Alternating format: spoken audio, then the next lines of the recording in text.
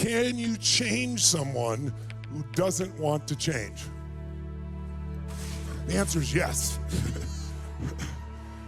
However, to change someone who doesn't want to change, you must find something called what?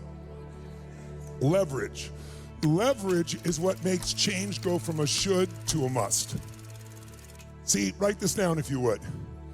Change is never a matter of ability. It's always a matter of motivation. Or another word for that is drive or reasons. I'll say it again.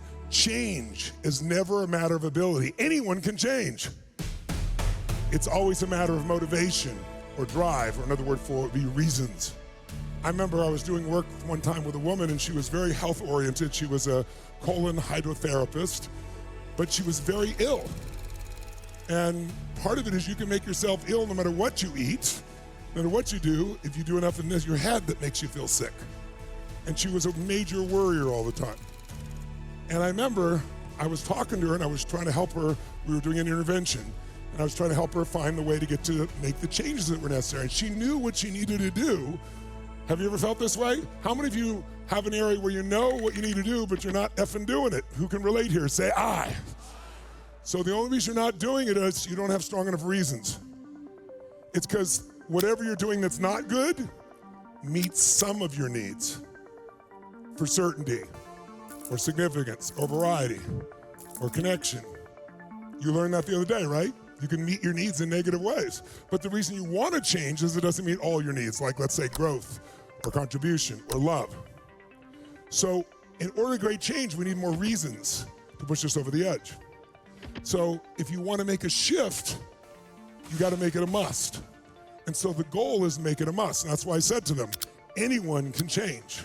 It's not a matter of ability, it's a matter of motivation. We have to find what's going to motivate them, what's going to put the leverage, what's going to make change a must for them. Now, change happens in seconds. People say, no, it takes forever to change. It might take you forever to make the decision where you finally say, enough of this, not of their moment, not of their day. Who's been in a relationship way too long? Who stayed in a relationship way too long? Say, I. You knew it was wrong. You knew it wasn't good for them. You knew it wasn't good for you. Why'd you stay? You stayed because it met some of your needs. Well, at least, even though it's not great, it's what you know. It's certainty. Certainty has a certain level of comfort to it, right? It might have been, you imagined it being better. There's so many ways that you can duck change. But it's not a matter of ability. If there's a strong enough reason, you will do it. So one of the ways people avoid change, listen to me now, is wherever they're experiencing pain that would give you leverage to change, they exit that time frame. You ever wonder how someone could go to a doctor, they're told they have lung cancer, they smoke, and the doctor says, if you don't stop smoking, you're gonna die, and they keep smoking. You would think that would be enough leverage for some people. It is. Some people, that still won't do it. Do you know why? Because their brain goes, well, George Burns smoked until he was 102 years old. And they say, because no one knows the future, so you can make it up. Or they escape the leverage by saying, well, I've smoked in the past and I was okay. We've all had moments of change. Who's had a relationship like that and you finally got to a point where you said, no more, not another moment, I'm out of here. It was painful in the past, it's painful in the present, it's painful in the future, it's over. Who's done this? Say, I. When you link pain to the past, present, and future, there's no escape.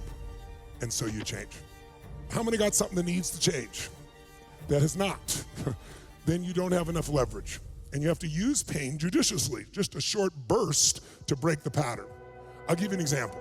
How many of you have had a certain food or a certain alcohol or a certain dessert that you loved until one day when you had an experience where what you consumed came out of you in multiple locations. And as a result, this food, this particular alcohol, this particular dessert that you used to love, you have no desire for it. It doesn't take willpower. You have no desire. It almost makes you sick to think of it. Well, guess what? You changed in a moment. How did the change happen? All that happened in that moment is your brain changed what it associated in your nervous system. It's a technical term, it's called neuroassociation. It just means your brain linked pain to what it used to link pleasure to.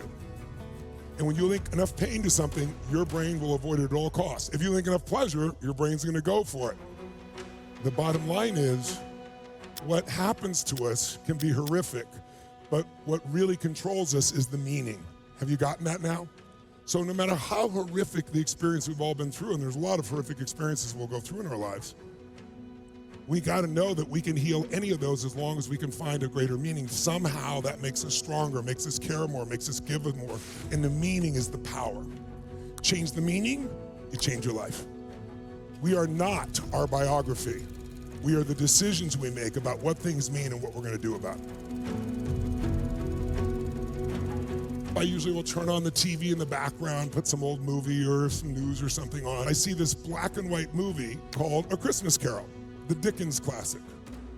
And as I started to watch, I saw that movie through different eyes. Because what is the Christmas Carol about? You all know the story, right? And the main character who didn't want to change. Scrooge is this man who doesn't want to change. And he thinks he's successful because he's mean. Because he had a partner he loved who died, and then he was angry. He thought he may have cheated him. And so he decided to hate the world. And he's very financially successful. He thinks it's because he's mean. Many times in life, we do things and we think they contribute to our success or failure and has nothing to do with it. What makes you believe something? If you're in a relationship and it's so loving and it is so passionate, it's the greatest relationship you've ever had, and then boom, it ends brutally, painfully. What is your brain gonna do? It never wants to feel this way again. So it's gonna quickly make up a meaning, a guardrail to protect you. But see, the wall that protects you also imprisons you. So if you're in this great relationship and it ends painfully, your brain's gonna wanna never do that again, so it'll come up with a belief, it'll make one up. Relationships are painful. Don't ever get that close again. And guess what? It'll work on the surface, but then they'll be in pain the rest of their life because they'll never have a deep relationship. Who gets it? Or the belief could be, that's how men are, or that's how women are, or Germans are, or Americans are, or French are. All the generalizations, remember our brains generalize, they distort and delete. If we don't think clearly, our survivor mind will put us in prison. And so what we want to do is free ourselves. But to free ourselves, we've got to break those associations. We got to go, no, it wasn't men, it wasn't relationship, it was the way we interacted, it was we had different values. But how many have experiences where you made up a meaning probably worse than it was? Make some noise if you think you've done this, ladies and gentlemen, right? So at that night, I'm watching this film. And I'm watching from a different set of eyes, and I'm going, this is the game plan for lasting change. Because this man does not want to change under any circumstances, because he knows being mean has made him rich, he thinks. It's not true, but he thinks it, so he keeps doing it. We do whatever we believe. In our own life, the only way you end and have peace is you free yourself from those limiting meanings. So I'm watching this and going, wow, this guy didn't want to change, and he changed that fast. How did it happen? 3 neuroassociative conditioning specialists showed up at his house. 3 ghosts. And what those ghosts do, they got him to associate massive amounts of what? Of what? Pain to all that had done in the past related to that. But then when he thought he couldn't handle it anymore, they brought him to the present and gave him unbelievable pain in the present. And then he thought he was done, and they took him all the way to the future, all the way to the moment of his death, and put him in eternal pain, he thought. And then he woke up and realized, I can change it all right now. And how fast did he change, my friends? How fast? How fast? In a heartbeat. But it's because he had pain in the past, the present, and the future.